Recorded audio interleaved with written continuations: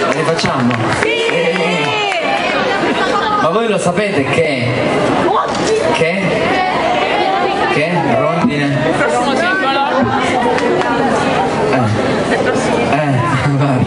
Chi è che si studia i video? Ah, sei là, ok, non ti vedevo, scusami. No, perché ha detto, mi ha portato le caramelle dietro, no? E poi ho detto, non l'ho vista tra le prime file, significa che ha perso la fila. Ti hanno mantenuto la fila. Hai visto come la mantengono le file? Capisci? Dicevo, Rondine ho registrato la voce guida di... Vuoi venire tu?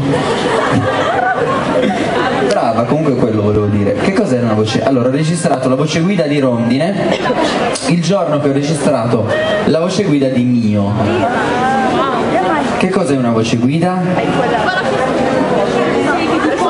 Praticamente, aspetta, puoi passare il microfono a quella ragazza?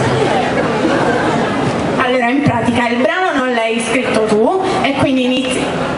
vabbè, adesso. Allora, inizialmente lo canta un'altra persona, poi quando te lo propongono tu lo canti per vedere se esce bene o meno, e quella è la voce guida.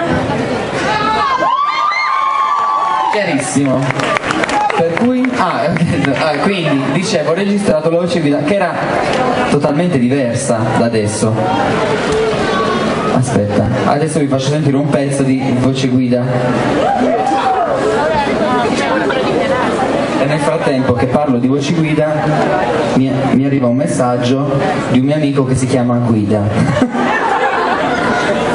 Quindi adesso aspetta, no, non vorrei farmi sentire qualcosa di nuovo che ancora... Allora, Rondine, test.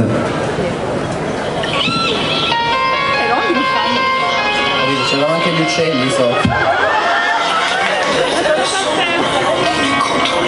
Questa era la voce guida. Ok, adesso è un'altra canzone. Tu sei contenta, vero, che c'erano tutti gli uccellini sotto? Non aspettavi altro. Quindi, dicevo, ecco, lo stesso giorno ho registrato la voce guida